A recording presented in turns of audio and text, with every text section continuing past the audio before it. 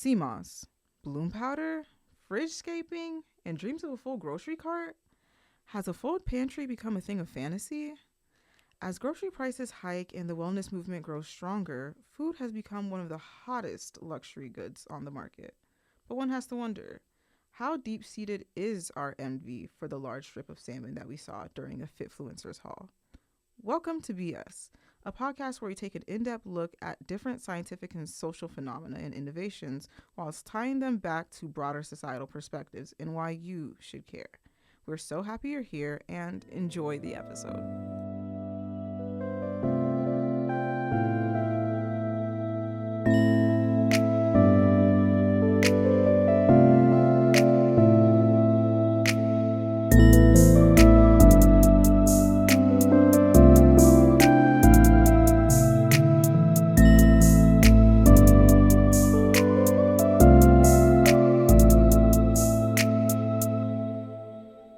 Girl, smoothie should not be $23. They shouldn't be.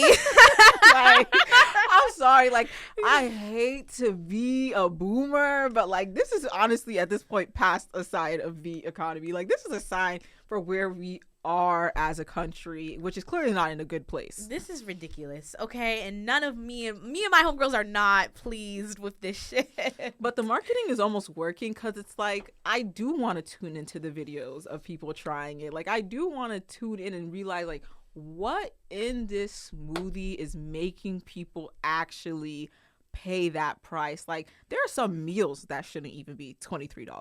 For sure, I think people are using almost Erewhon as like content farming a little bit. Like, for sure. I definitely think like the novelty of it and the fact that people aren't going to go out and spend their own hard-earned money on the $50 Wagyu beef plate or like the $23 Sabrina Carpenter smoothie, but like they'll watch you do it. Like they want to know how it tastes, just like the rest of us. They think it's pretty. They think it's aesthetic. Like, it's a good hate watch. Like, it really is. Like, honestly, like, look at these stupid fucking rich people. Like, I don't know. Like, it's a really good, like, hate watch. It's definitely watching watching people do something that we consider to be outrageous. For sure. And honestly, on that topic, too, of, like, overpriced food that might not necessarily have all of the bang for the buck that we're spending. No, we need to move past French cuisine as a society. And you know I'm always going to get my random French whack in. I'm always going to get my French whack in, but like, why are we paying for dishes that have a gram of food on the plate? Okay, just because a Michelin star chef made it doesn't mean that you're going to charge me $73 for what I swear to God, gold, is literally like 3 like drops of mousse on like a silver plate. Like, what? See, this is why God knew to make me poor, because if I leave a restaurant hungry, it's going to be a problem for anybody within a 5-mile radius. Like, this is ridiculous. Anyways, and I heard like a theory that like part of the reason why the portion sizes are so small is because people know they're rich enough to almost like get more. So it's honestly more of like showing off extravagance than it necessarily is about like hunger. And, it like, can't be about yourself. Hunger. Like, you didn't even got to tell me that. We did not have to do research for you to let me know it can't be about hunger. Like, but let's get into it today, guys. We're gonna be having a conversation about food as a luxury, and I know that there's a lot to unpack there because it almost seems inherently like a dichotomy. Like, what do you mean food and luxury are sitting in the same sentence together?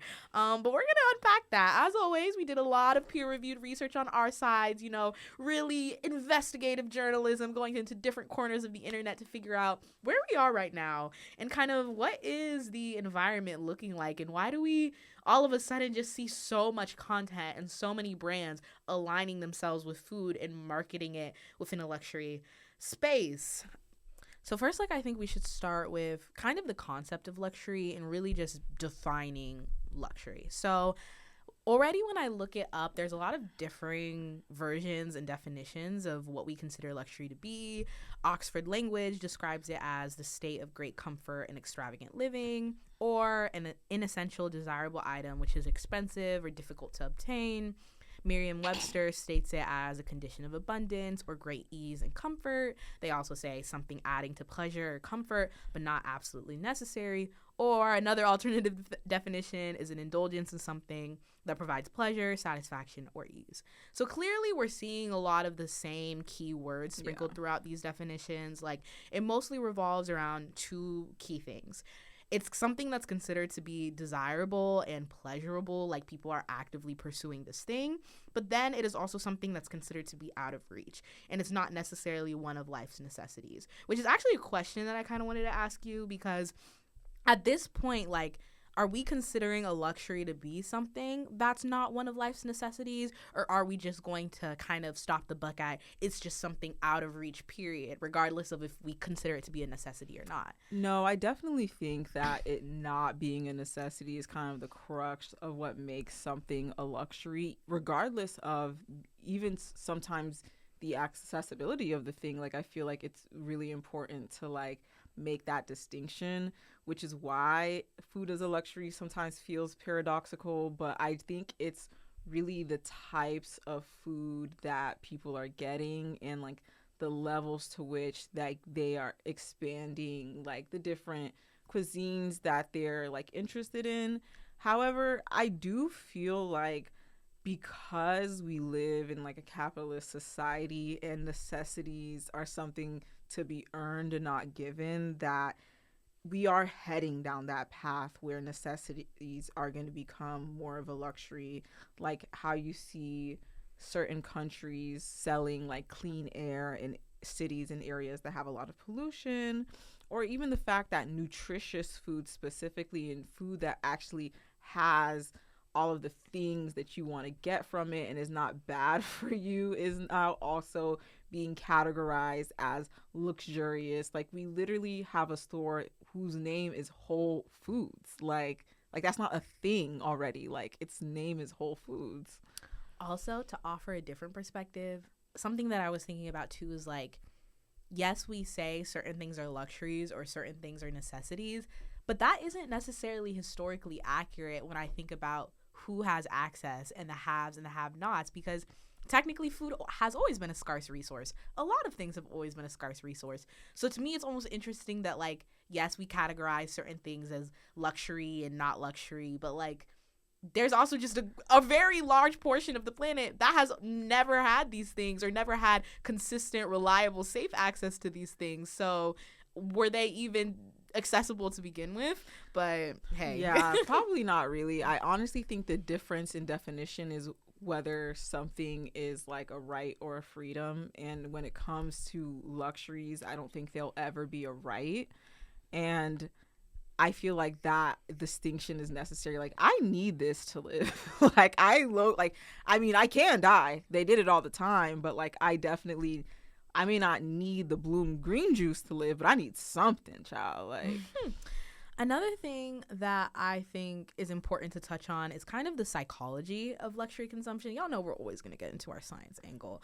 And we already know that luxury plays a pretty big historic role in terms of separation amongst classes, and the existence of a social hierarchy. You know, there always has to be the haves and the have-nots, and we've already scientifically proven that consumers' desires for luxury kind of naturally derive from their desire for status. And these are based upon three factors: biological, socio-psychological, and structural.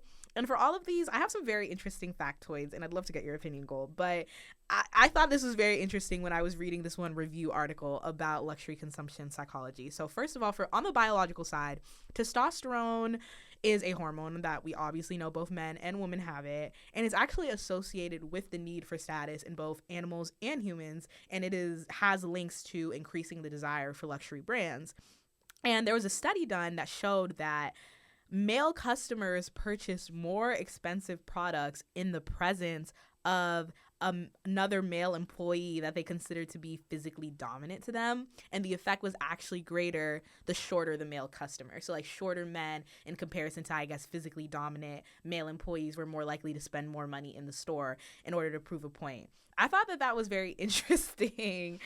That tracks because like even when I have like been in a designer store or like seen some of the men outside designer stores, oftentimes I really will see a lot of tall men in suits in those stores, which is very like interesting to me because that isn't something that I've previously seen. And I think another like very popular way that like stores will use like the workers as like almost like a source of like intimidation almost for you to spend more money is like one Hollister like wanting to have like good looking young people like working within the store to give off a certain aura, like or men dressed like John Wick with guns, like shout out Lennox. I'm trying to say.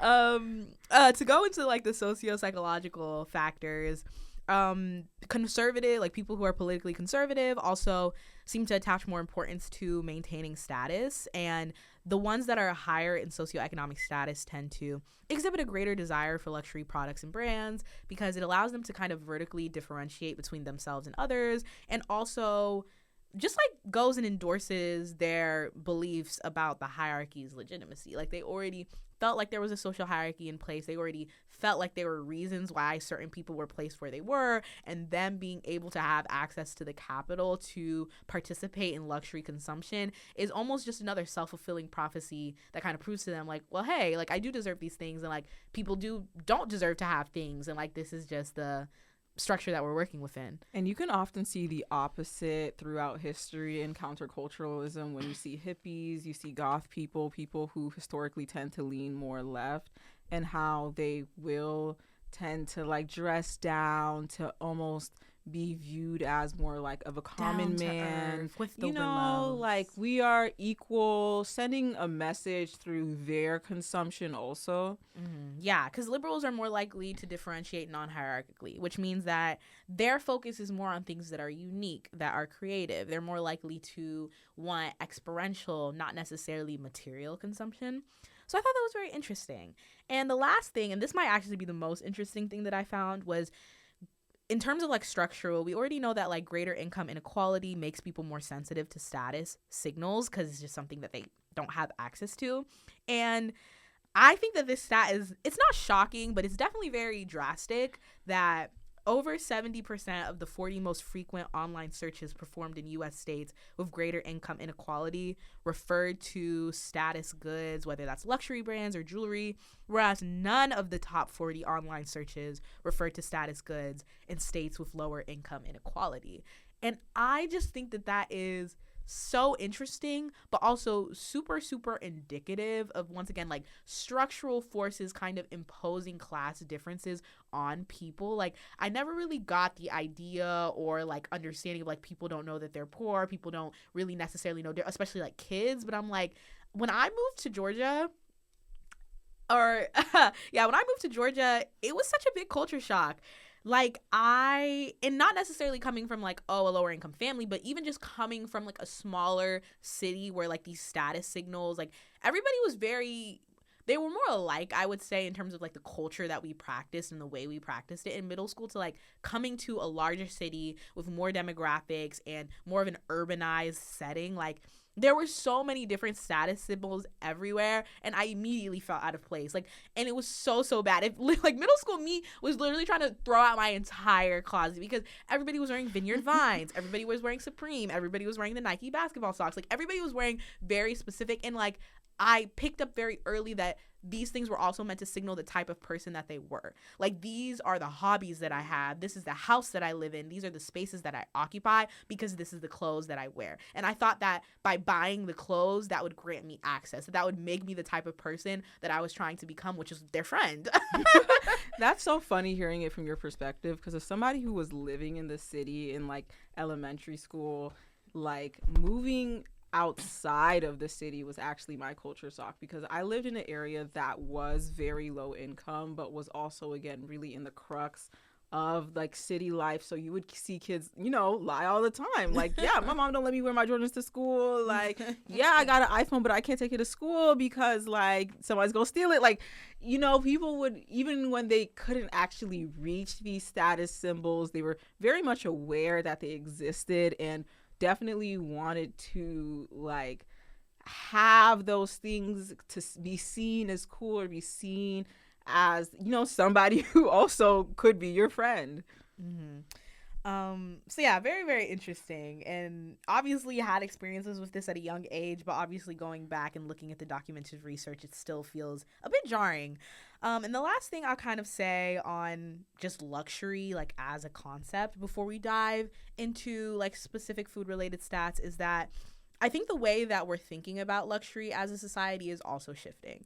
For example, a 2021 Forbes article started talking about how people are looking at luxury, specifically consumers are looking at luxury in a different way. He talked about the 3 T's, and basically that's time, truth, and trust. And to sum it up, people want solutions or services that save time and makes things easy and convenient for them. They also really like personalization, like websites or brands that have like personalized websites are more likely to get more internet traction, and like people are very focused on like having a product really be true to them and like their experiences. And finally, with trust, like, and I mean, celebrity and influencer culture in itself is a good example of trust, where like people really want to get recommendations from specific people, from relevant people who they feel like their opinions kind of like they value their opinions, or they feel like their values align with like who they are and the person that they're trying to be. And that's why we're also seeing stuff like eating and living healthily or environmentally friendly behaviors also becoming a symbol of high status, like your ability to shop at specialized grocery stores, pay for certain fitness equipment or classes, use sustainable sources. Like those are also starting to be a new way of defining privilege, status, and luxury.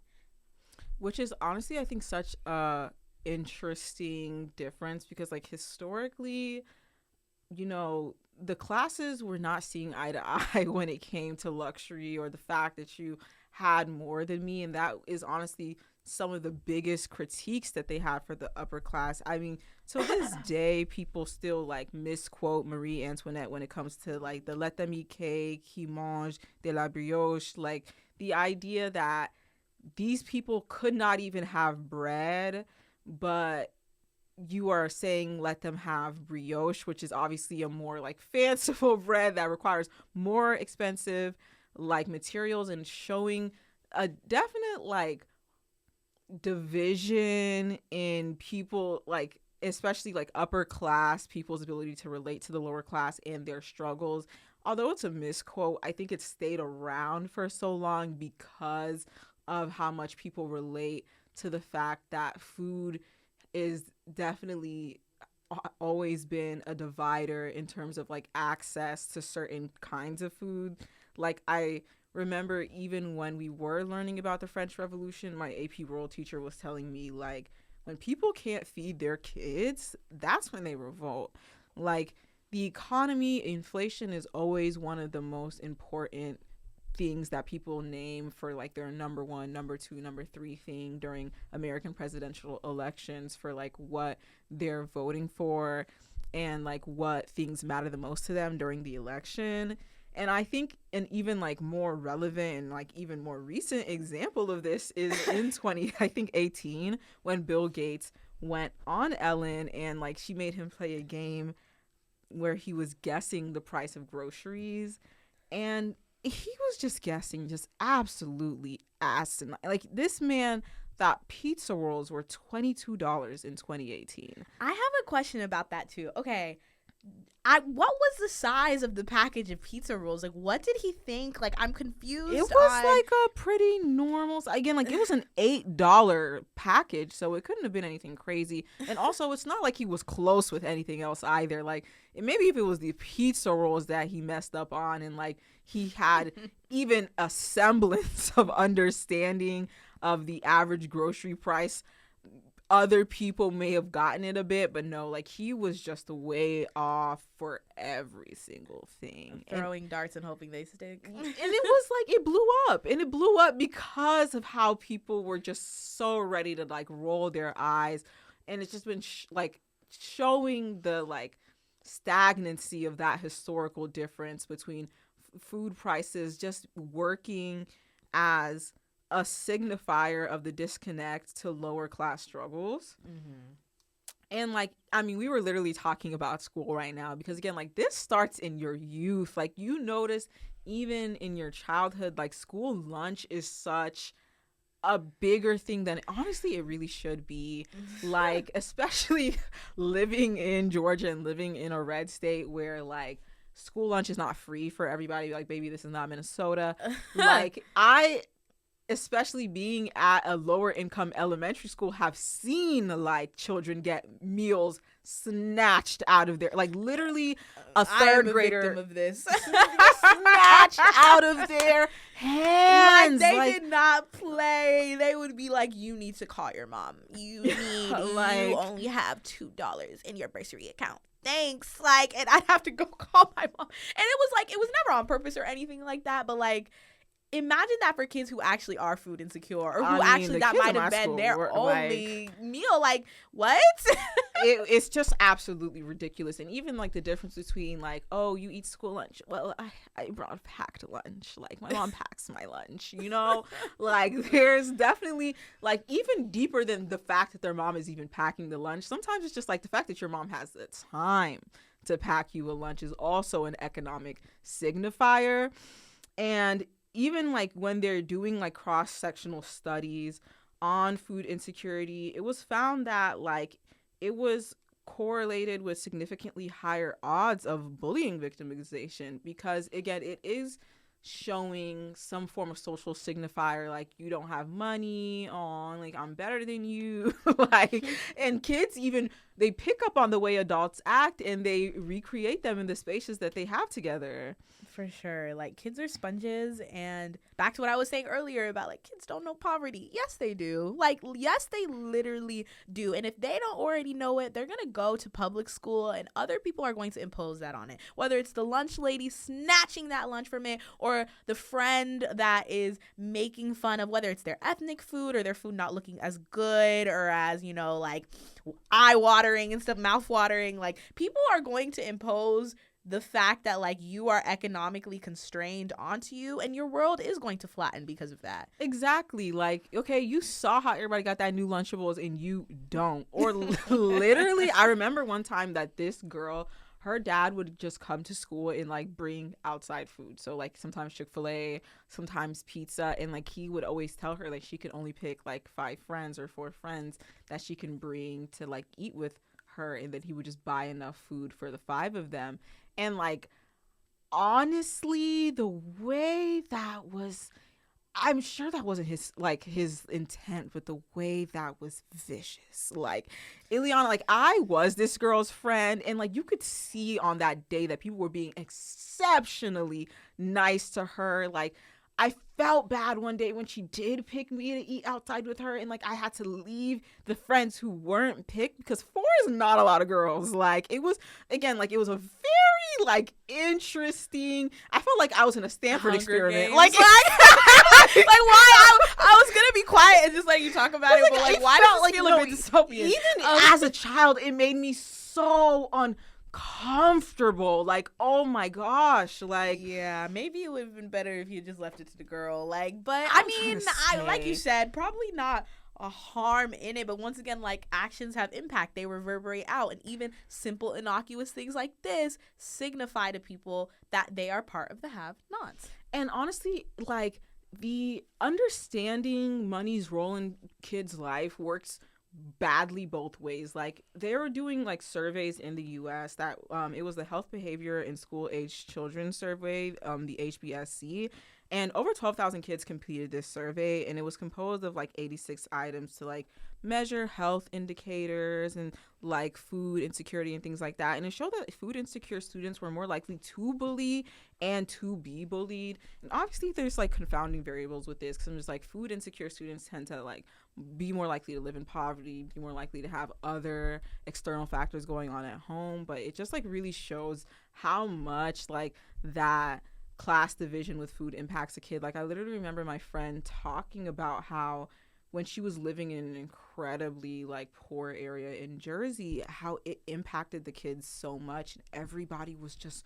so mean, and the kids who you knew had something going on at home were the meanest kids at school. Like they were just evil there. And like, all I can do really is feel bad for them, because I know how that's probably not only impacting them on an emotional level, but I'm just like, you're not even getting your physical needs met, and how that is also impacting how you act. For like sure. I feel like I've also had personal experience with that, where like I would be in a, I guess, social setting, I guess, in elementary school, middle school, high school, and there would be these people that would interact with me, and I always used to be like, why do you act this way? Like, why are you so mean? Why are you so rude? Why are you so snappy? Why do you make fun of others? And then it wouldn't necessarily be them telling me something directly, as much as like peeping something out of the corner of my eyes, whether it was like a fight with a parent in the like parking lot in the morning, or like overhearing them talk about like specific things. And like,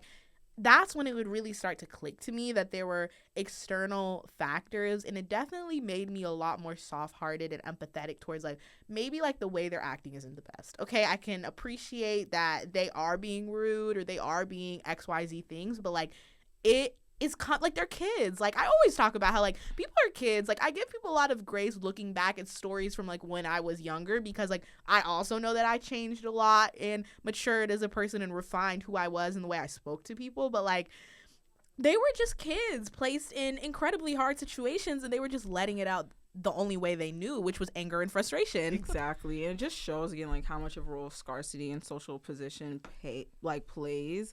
And honestly, it's acts just like a luxury item, because it's not even always even about the quality or the nutrition or even the taste of the food. Like, it really is about these external factors. And I feel like lobster is like the perfect example of this. Like, you know, lobster was like a plentiful like food item, because like before like colonialization, so like indigenous people would eat lobster often. Like, they like literally 20-pound lobsters would wash on the shore. Like, people in North America specifically who live near the coast, like, they would eat lobster often.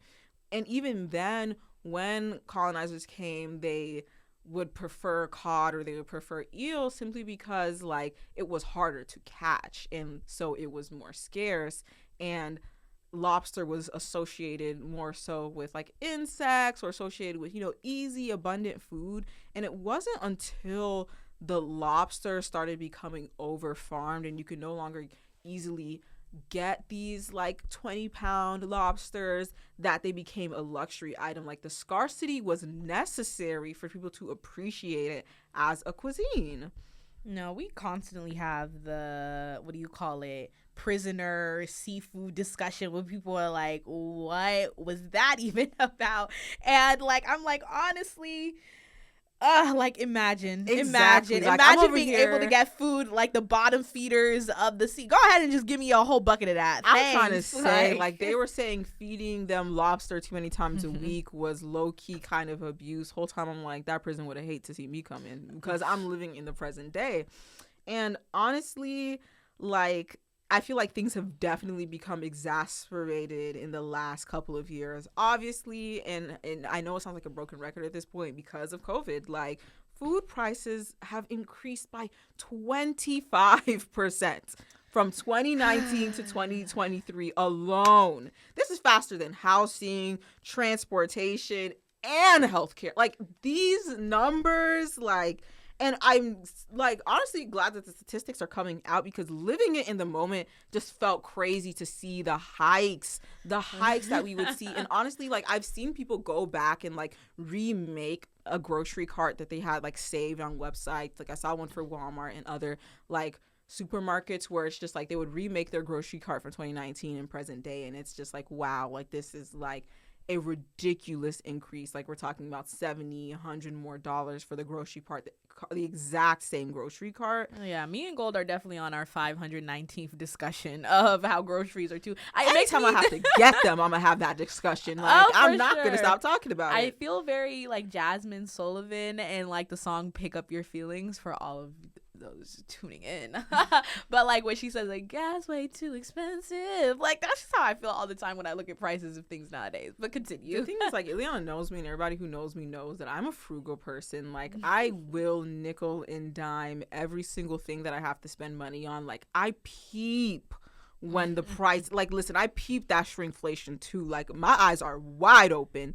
And honestly, some of these brands are playing in our face. For sure. And I'm just like, it's had like reverberating impact because now 13.5% of American households are considered food insecure. And this is from the USDA. And that is a rise from 12.8% in 2022, which may not sound like a big rise, but I'm like, the US is a huge country. So like these percentage amounts really mean something. Like we're talking 18 million households, around 48 million people are now food insecure. And this is the highest in states who don't support any form of like welfare program, usually like Texas, Oklahoma, South Carolina, Arkansas, Louisiana, Mississippi, Kentucky. Like these are the areas with the worst like issues with food insecurity. Like, and right now around 5.6 of American households are like using and utilizing food banks, and the use of like food pantries almost doubles in single mother homes when they got children there, and that's like so sad and unfortunate.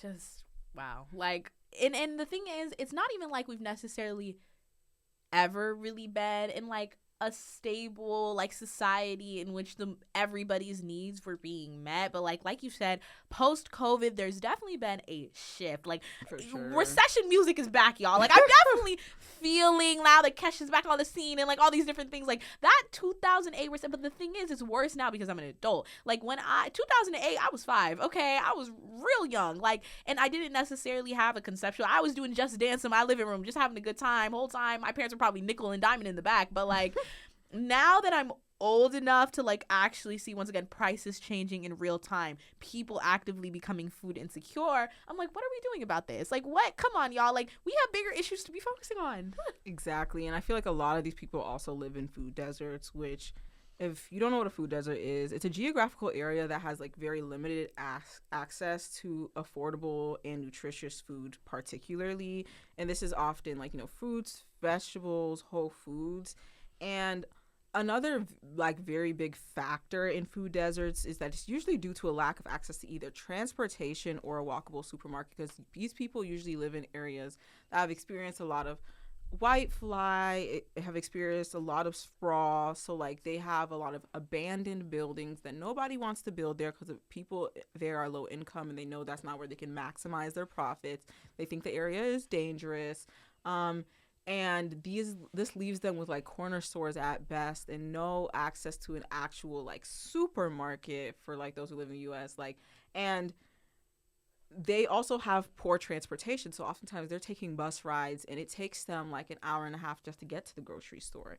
And there actually was like this Guardian interview that I watched that showed the differences between East Memphis, which has like a lot of like richer white people, versus South Memphis, which has a lot of like lower income Black people, and how different their access to food is, and how a lot of these people in South Memphis are living in food deserts. And it honestly just goes back to even the history with redlining and how like the Federal Housing Administration's decisions during the 1930s in terms of like where they were going to lend money for residential mortgages versus like where they weren't, and how like it's really similar to how they still decide where they're lending money for residential mortgages now. So these people are still like receiving those lasting effects of that. And I feel like I've been hearing about food deserts for a very long time. Like I remember even dating back to like high school, like having to do specific projects like focusing on food deserts. But another thing that's really getting me is that as like it's no longer sometimes even about nutritious food. Let's talk about these fast food prices. This is getting ridiculous. Taco Bell, come to the stand. Honestly, again, I'm really trying to keep as a frugal person, I'm really trying to keep my cool on this episode. Like, I have never felt so mobilized to pick up a fire torch in my life. I feel like one of those fish on SpongeBob when anything pisses them off. Like, it's time to revolt. Okay, they had those pitchforks and fires ready. 60% increase from 2014 to 2024. And first of all, that just even makes the statistic about the food increase in the 4 years sound even more ridiculous. But I'm just like, 60% increase in 10 years is also absolutely terrible. McDonald's is the largest offender of this because they're averaging about 100% increase over 10 years, which is over triple the inflation rate within those 10 years. Like, it's actually getting ridiculous. But you know our biggest personal gripe was oh my Taco God. Bell, bro. Like, every time I go, I spend $20 or more. Every single time. And honestly, every single time. like, oh my, like, literally, it's come to the point where me and Ilyana can't go to Taco Bell without talking about how I felt like I was just robbed at gunpoint, okay? Every time, just sitting in that drive-thru, mad, asking for extra Diablo sauce. Like, right now, I think Taco Bell is number 3 in fast food price increases. They're up there. With They're an really 81% increase. Like, it's, I can't. This should not be this should be illegal like somebody needs to come in and just tell them they can't do that. Yes, I am asking for government intervention for Taco Bell prices, and I'm not going to be ashamed about it either. Like, I'll support you, sister. And like on top of that, I feel like another point where we've historically seen how like it's more about scarcity and what food is associated with rather than the actual quality of the food is like diet culture and what feels like honestly an attack on ethnic food. Like as somebody who is not from the US, like I prefer eating food, guess where? Not from the US. And like honestly, you'll see these like diet culture influencers and the way that they talk about these foods and how they try to emphasize certain ingredients and how they're full of carbs and how they're full of this and how they're full of that. But when you actually break down the nutrition for a lot of foods that are non-Western versus common Western foods, like the differences between them are not as stark as they're making it, and how it's weird how these Western foods are afforded different versions. Like, okay, like y'all are ready to make the cauliflower rice when it's at Whole Foods, but like when it's time to adjust an active food to make it more health conscious, there seems to be a straying away of that, and kind of like an encouragement to just cut it completely out of your diet. And I think it's weird because it creates such a paradox. Because again, like because I don't eat American food, I do a lot of my grocery shopping at actual farmers markets, and it's just like when I go there, the majority of people there are not white, okay? The majority, like there's a lot of like immigrant populations in the area that I live. There's a lot of immigrant populations who frequent that store, yet they take those aesthetics and they make things like Trader Joe's where they're trying to almost like copy the same vibe and the same aura of a farmer's market to make it seem like you're getting, you know, that healthy, you know, impacted food when it like comes to that. And I just find that to be so interesting how like you on one hand like shame these people for the type of food they eat and how healthy it is, yet you're still trying to recreate aspects of their meals and the things that they eat and the way that they like make their meals. And I'm just like, it's just so like paradoxical, so contradictory the way that like ethnic food is treated when it comes to like uppity food opinions. I honestly think it's also the fact that Americans specifically, like in these last, especially I want to say like since the 90s specifically, have, because we all know that America is the largest cultural exporter, for example, and we've rarely ever really like we really leaned into the like singular homogenous like global superpower thing for like a long time, and like we're only now starting to become susceptible to foreign trends like K-pop, different styles of clothing, different styles of music, and because of that people don't necessarily know how to interact with it in a constructive way. And I feel like so now they're stripping things down. Like they like the idea of foreign almost, but they will make foreign their own. They don't actually respect where foreign comes from. Sure. They don't respect like what foreign constitutes or what foreign means, or like it's just like it is something new, it is something novel, and I think they take that at face value. I mean, there has to be an appreciation for something in order for you to treat it in like the way it deserves. And like again, we see this when it comes to like so many things, when it comes to culture and the way people use it and exploit it, when it comes to land and it's a battle between indigenous people and colonizers. Like the way that you are treating this thing almost tells me exactly how your ties to it really is. So obviously we've talked a lot about what is luxury, these absolutely insane food prices, and just like everything that's going on currently with the climate of food and accessibility. But now we're really going to dive into meshing these things together, and how luxury aesthetics and food are starting to blend together. So first of all, food has now definitely become a status symbol, and brands have picked up on that and are starting to incorporate it into its marketing. For example, there was a Vogue business article done about specifically Gen Z and how food is a new luxury for us, especially coming out of the pandemic and straight into recession prices.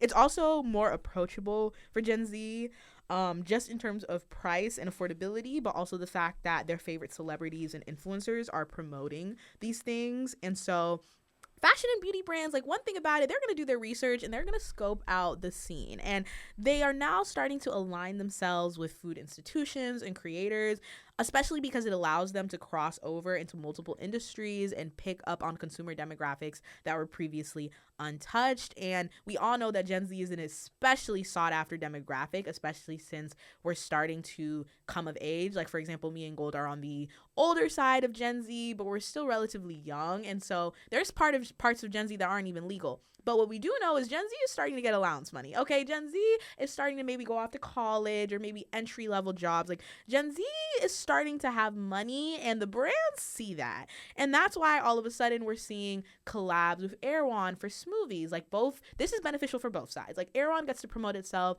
as a grocery store. It gets to promote itself as a status symbol and as an it girl. And the celebrity gets free promo. It gets to hop on a trend. It gets something like niche. And then also another thing I've realized a lot, specifically on social media and like specifically with influencer events, is like brands are also hosting more like food centered or food based events. Like, I've definitely seen more dinners, more ice cream pop-ups, like more things that are based off. And to me it's interesting too, because I feel like it's also a show of like who can have access to these things. Does that make any sense? No, like for sure. Like, honestly, and even on a more like larger scale for like the average American, you can see like the commodification of food and how like it's being used to not just only like symbolize yeah, we have great food, or yeah, like we have healthy food. Like, it's definitely blending into the type of person you are, an aesthetic sense. Like, I feel like Kava's rebrand of what their bags look like to make it not only pop, like, okay, this person has Kava, but also the fact that, again, the bag is more aesthetically pleasing, and then their entire thing is having like health foods. Like, it all just really blends together.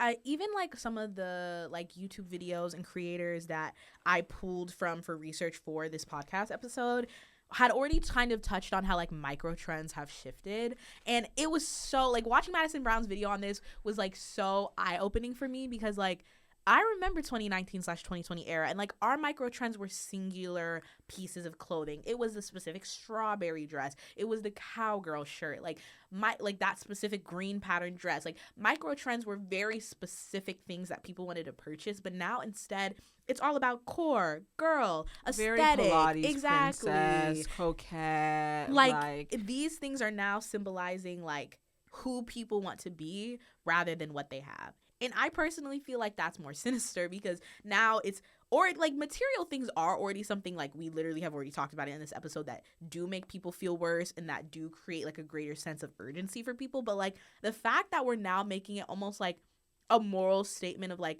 the person that you are, the way you live your life, the things that you value. And people want to demonstrate that they are health-centered, but outwardly. Like, and food is playing a part in that. Like, being a poser has become cool. Like, commodifying your entire life experience has become something that people no longer are looking down on the way that they used to. Like, it is okay to buy yourself a personality.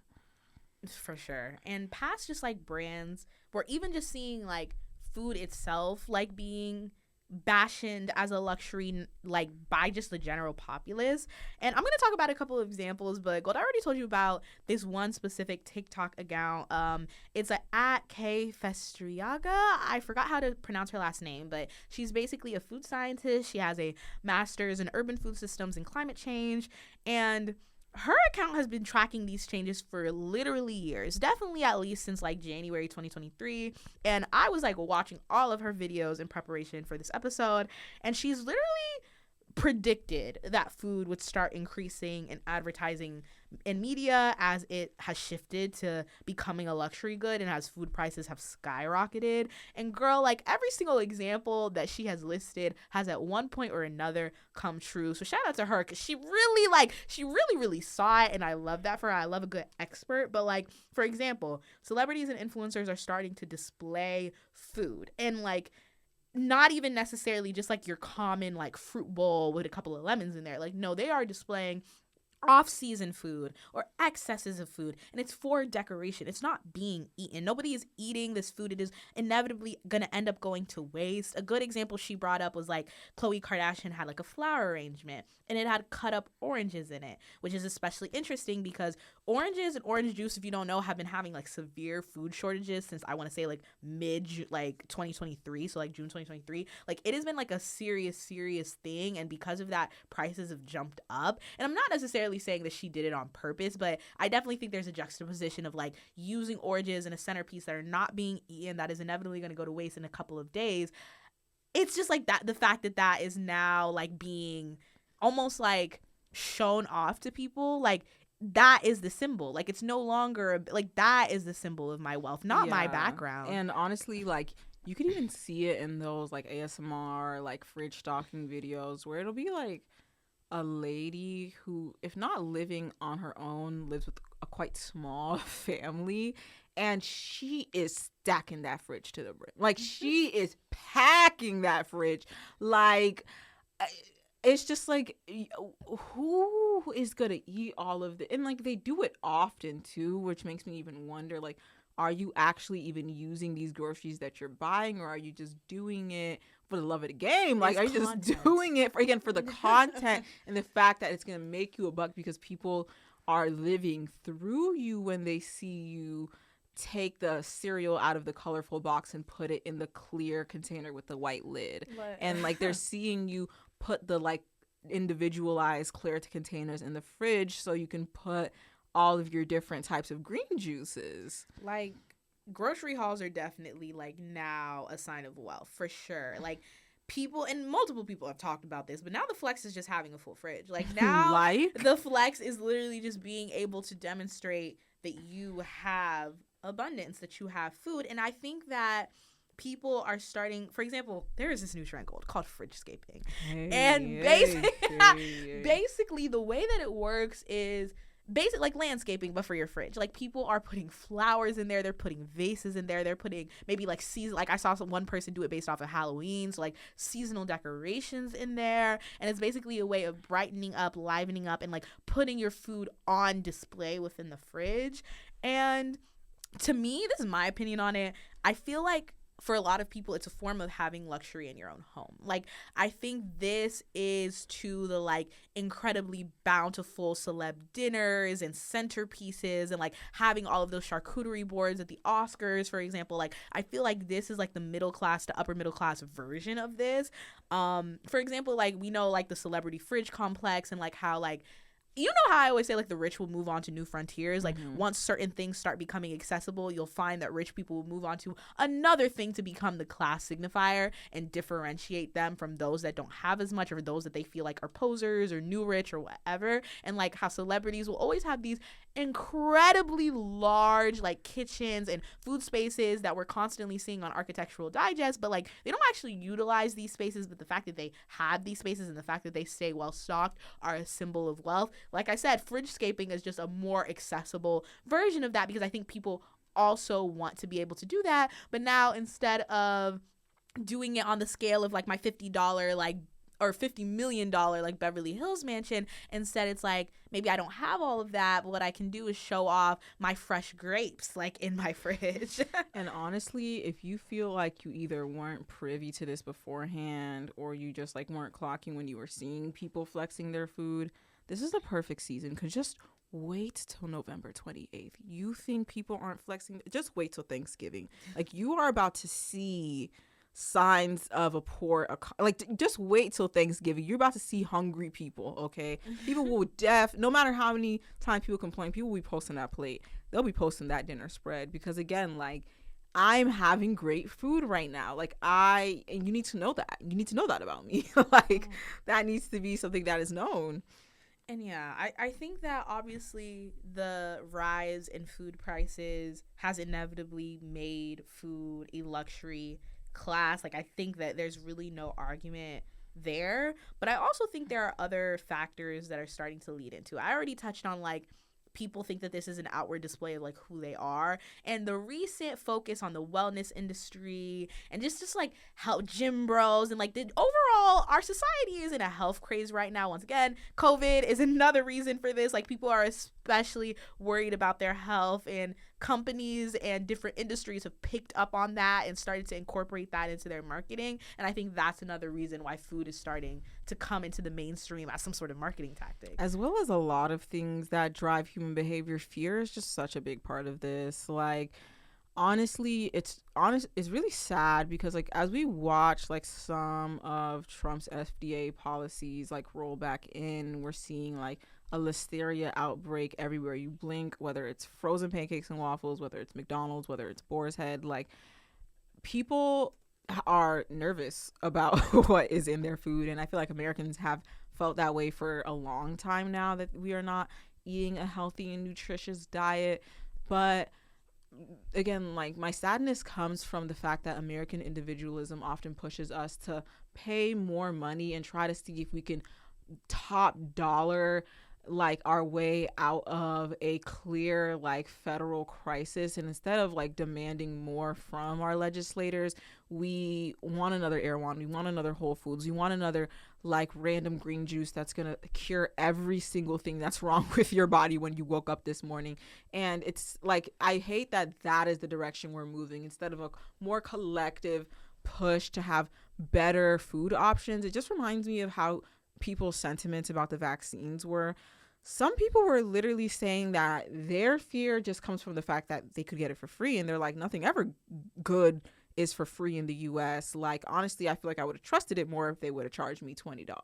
And that's just how I feel now. Like, instead of, again, us collectively wanting, you know, free and nutritional school lunch for kids, and wanting these like grocery prices to calm down, like, we're just trying to build even more grocery stores with higher prices who are going to tell us that the food is organic and whole and this and that and whatever makes you pick it up. Unfortunate circumstances make us isolate ourselves instead of band together with our neighbors and invest in the mutual aid of our communities, and that is incredibly sad. And on the organic note, like, let me state this once.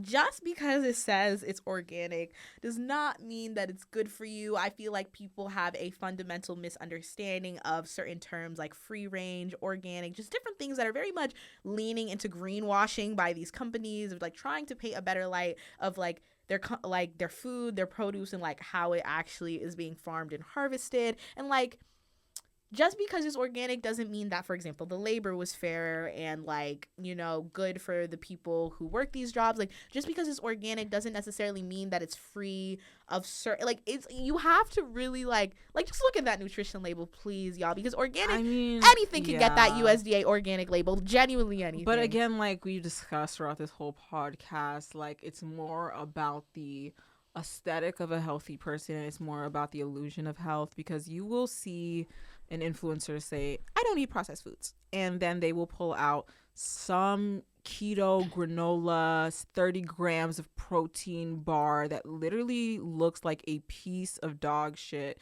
and I'm like, baby, that is a processed food, and so is the green juice you're using to wash that down. Like, it's not, again, like, these words, they buzzwords for like y'all. Very much just buzzwords. And again, like, I like ignorance and like misinformation does like play such a large role in the way we move through society when it comes to things like this. And again, as we always say, like, guys, please stay educated. And although you can't read yourself out of a 25% in 4 year increase, like, I definitely wouldn't be, again, throwing even more of your money away because you were like just fear mongered into buying from these like expensive grocery stores or buying these certain foods that are giving you empty promises.